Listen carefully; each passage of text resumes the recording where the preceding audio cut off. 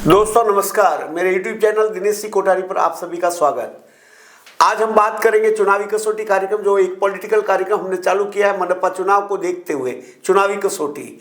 और उसमें आज एक नए शख्स हमारे बीच है, जो उनसे हम जानना चाहेंगे कि पहले तो उनका क्या परिचय है, उनकी राजनीतिक पृष्ठभूमि क्या, उनकी सामाजिक पृष्ठभूमि क्या, वो कौन से प्रभाग से चुनाव लड़ेंगे, किस पार्टी से चुनाव लड़ेंगे, उस प्रभाग की समस्या क्या है। इन सारे बातों में आने से पहले हम चाहेंगे, पहले तो आदेश जी आपका बहुत बहुत स्वागत है मेरे स्टूडियो में, और मैं चाहूंगा कि आप अपना परिचय मेरे दर्शकों को दें। सर्वप्रथम दिनेश जी, मैं आपका तहे दिल से धन्यवाद दूंगा कि आपने मुझे चुनावी कसौटी कार्यक्रम में आमंत्रित किया, उसके लिए आपका बहुत बहुत धन्यवाद। और मेरा नाम आदेश अग्रवाल है। मैं 25 साल से समाइल कॉम्प्लेक्स बालाजी नगर में रहता हूँ और 30 साल से भारतीय जनता पार्टी में अपने निष्ठा और समर्पण के साथ कार्य कर रहा हूँ। मैं काफ़ी समय तक वार्ड अध्यक्ष रहा, इसके बाद मैं 2 टर्म 6 साल तक मंडल का महामंत्री रहा और इसके बाद 2 टर्म 6 साल तक मैं जिला का उपाध्यक्ष रहा और मैं प्रभाग 1 से चुनाव लड़ना चाहता हूँ। आदेश जी, आपने प्रभाग 1 के बारे में बोला, पार्टी के बारे में बता दिया, तो हम पहले तो ये चाहेंगे कि प्रभाग 1 की संरचना क्या है। प्रभाग 1 के बारे में तो हमारे दर्शकों को जब बताना चाहेंगे, जो प्रभाग 1 जो है मीरा भाईंदर महानगर पालिका का, तो उसमें इस समय जो आरक्षण आया है वो है, जो अ है वो महिला के लिए है, पुरुष और महिला। दूसरा जो है ब, वो सर्वसाधारण महिला है, और क है वो सर्वसाधारण है, और ड है वो सर्वसाधारण है, क्योंकि यहाँ 4 की पद्धति से पूरा महाराष्ट्र में जो चुनाव होने जा रहा है उस हिसाब से होगा। अगर मतदाताओं की बात करें तो जो गत चुनाव हुआ था 2017 में, उसके बाद 22 के बाद प्रशासकीय राज आया, तो 2017 का जो महानगर पालिका चुनाव हुआ था उस समय एक का जो मतदाता जो थे एक में 23,624 थे, और अभी जो मतदाता प्रारूप सूची जो कल आज जब हम ये वीडियो अपडेट कर रहे हैं, रिकॉर्ड कर रहे हैं, उस समय कल इसका रिजल्ट आएगा फाइनल मतदाता सूची का। लेकिन अगर प्रारूप सूची की जिक्र करें तो 29,226 वोट है, और इसको लेकर कई सारे सवाल है मतदाता सूची को लेकर। और अगर बात करें 2017 के चुनाव परिणाम की, तो प्रभाग 1 की 4 सीटों पर भाजपा विजयी रही थी। अब हम ये जानना चाहेंगे आपसे अग्रवाल साहब कि आप चुनाव क्यों लड़ रहे हो, आपका उद्देश्य क्या, और इसके पीछे आपकी तैयारी क्या है। मैं 25 साल से राजनीति क्षेत्र में जुड़ा हुआ हूँ और जितनी भी जो भी लोग अपनी समस्याएं मेरे साथ में लेके आते हैं, मैं उनका अपने तन मन धन से समाधान करने की कोशिश करता हूँ और कर रहा हूँ।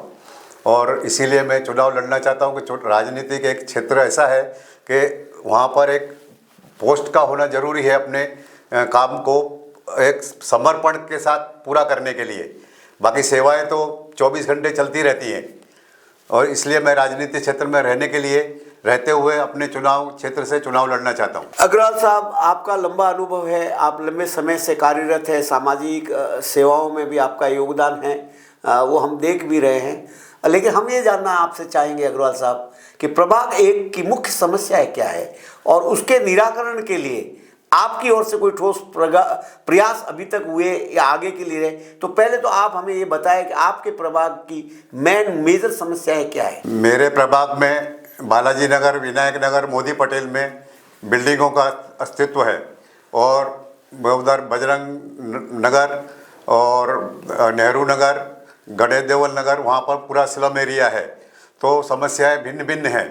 बालाजी नगर और इधर की समस्या मुख्य रूप से पार्किंग की है, और पार्किंग के साथ साथ पानी की समस्या है, और पानी के साथ साथ में आपका जो अभी क्लस्टर का जो चल रहा है पुनर्निर्माण बिल्डिंगों का, जो 30 साल से पुरानी बिल्डिंग है, वो भी एक समस्या है। और स्लम एरिया में समस्या है मेन तो शौचालय की समस्या है। शौचालय की बहुत दयनीय दुर्दशा है वहाँ पर, मैं जाकर देख कर आया हूँ।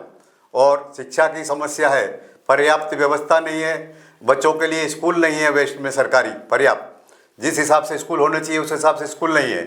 और स्वास्थ्य केंद्र नहीं है, स्वास्थ्य केंद्र है तो डॉक्टर नहीं है, डॉक्टर है तो दवाइयाँ नहीं है, और उनकी भी व्यवस्था करना जरूरी है। और साफ़ सफाई की समस्या है मेन।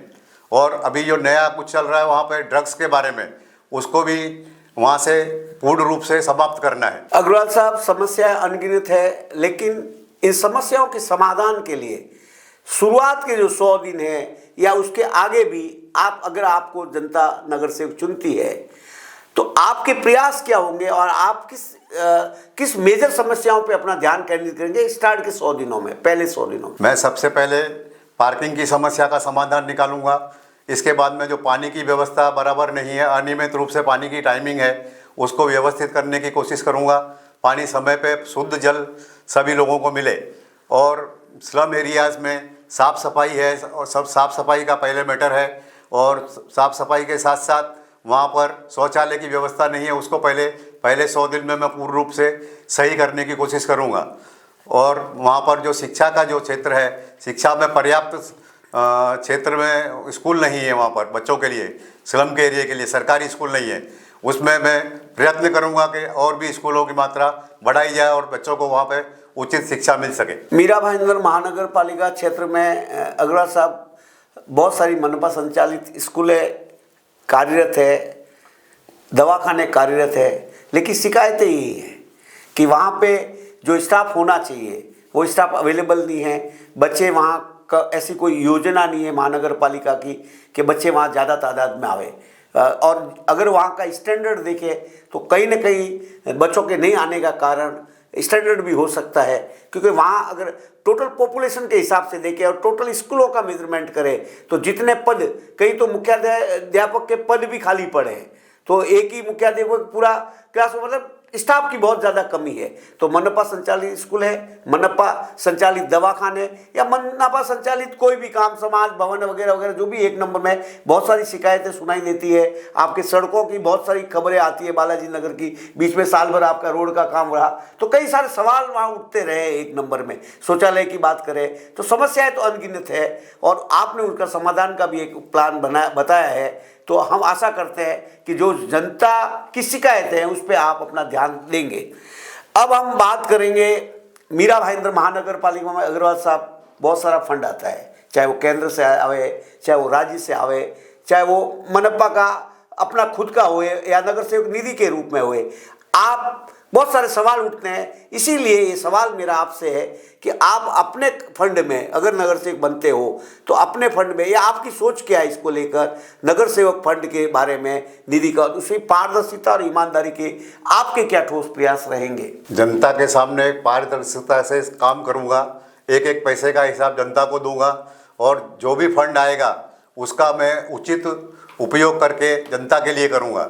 जनता समाधान जनता को होना चाहिए, जनता उसे समझे और उसका अपन पूरा प्रयत्न करके एक एक पैसे का जनता के लिए उपयोग करेंगे। जो नगर सेवक निधि है, प्रभाग निधि है, उस सब का उपयोग पारदर्शिता से जनता के कामों में किया जाएगा। अग्रवाल साहब, अवैध निर्माण और उसको राजनीतिक संरक्षण के बारे में आपकी सोच क्या है? आप उस पे आपकी भूमिका क्या है? उसको अवैध निर्माण के ऊपर जो अधिकारी बैठे हैं मनपा में, उनकी मिलीभगत के कारण ये अवैध निर्माण चलता है, उसको पूर्ण रूप से समाप्त करने के लिए उसके लिए व्यापक व्यवस्था की जाएगी। आपके प्रभाग 1 में ट्रैफिक को लेकर, पार्किंग को लेकर कई सारे अभी भी सवाल, जो खबरें बीच में भी चली, तो ट्रैफिक व पार्किंग समस्या के स्थायी समाधान का आपका क्या प्लान है? हमने स्थायी पार्किंग समस्या के लिए 2-3 लेटर हमने परिवहन उधर काशी मीरा पुलिस स्टेशन में दिए हैं, जिससे कि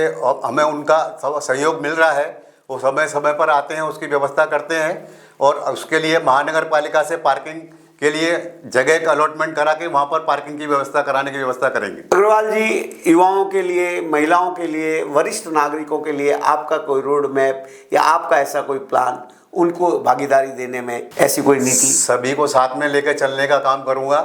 सभी युवा जो हैं वो अच्छे से अच्छी रोजगार मिले, उनको अच्छे से अच्छा वातावरण मिले, नगर प्रभाग के अंदर साफ सफाई मिले, लाइट की व्यवस्था मिले और उनको शुद्ध पेय जल मिले, उनका एक जीवन स्तर ऊंचा उठे, उसके लिए मैं काम करूंगा। मीरा भाईंदर महानगर पालिका अग्रवाल साहब इसके लिए बदनाम रहा कि उसका आरजी जोन वगैरह पहले से लोग खा गए, तो आज की तारीख में खेल ग्राउंड, मनोरंजन, उसके लिए आपकी क्या ठोस नीति रहेगी? क्योंकि ये ज़रूरी है, ये मूलभूत सुविधाओं में काउंट होता है। तो जो वहाँ पे आप अपने प्रभाग में किस स्तर पर, उस पर आप किस रूप में देखते हैं? प्रभाग में जो भी रिजर्वेशन के ग्राउंड है उनमें मनोरंजन के और खेल के मैदानों में पूर्ण रूप से बच्चों के लिए आरक्षित करके उनके मनोरंजन के लिए मैदान में व्यवस्था कराऊंगा और जो भी सीनियर सिटीजन है उनके बैठने की व्यवस्था करूंगा, जिससे कि उनको भी अपना समय शाम के वक्त निकालने में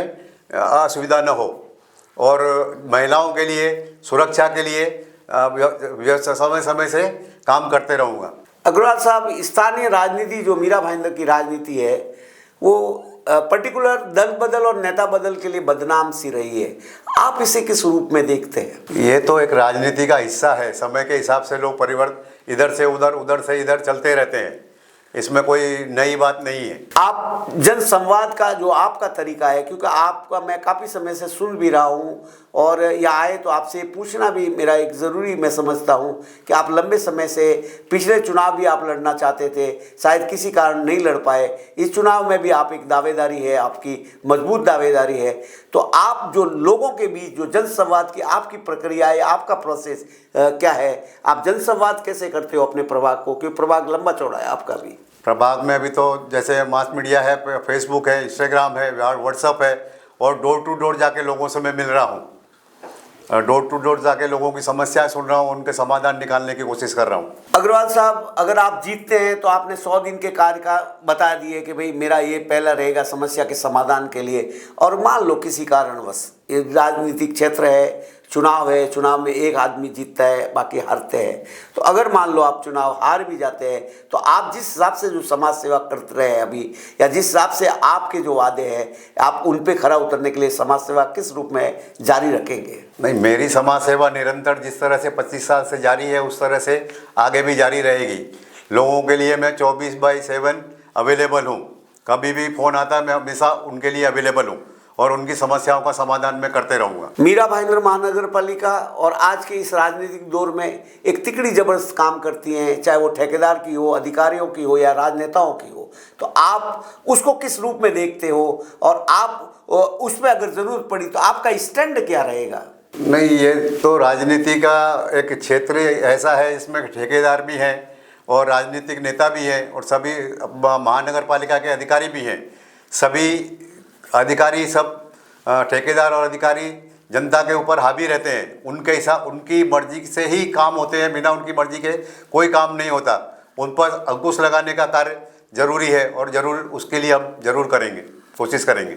अग्रवाल साहब, इस चुनावी कसौटी कार्यक्रम में हम अंतिम भाग में प्रवेश करते हुए आपसे ये जानना चाहते हैं कि अगर मान लो आपने बात कर दी है, आप आओगे, क्या करोगे वगैरह वगैरह सब कुछ आपने लंबा समय बेबाक बात की है, लेकिन मैं आपसे ये जानना चाहता हूँ कि मेरे माध्यम से अगर आप प्रभाग 1 की जनता को कुछ भी संदेश देना चाहते हो तो आप बेझिझक दे सकते हैं, और हम आशा करते हैं कि आपसे और भी चुनाव के दौरान इंटरव्यू करने का मौका मिलेगा, तो आप हमारे दर्शकों को जो चाहे बता सकते हैं। दर्शकों का प्यार और स्नेह मुझे मिले, ऐसी मैं आशा उनसे करता हूँ और मैं जो निरंतर मेरा सेवा का कार्य चालू है वो निरंतर मैं चाहे हारूं या जीतूं, निरंतर मेरा सेवा का कार्य जारी रहेगा।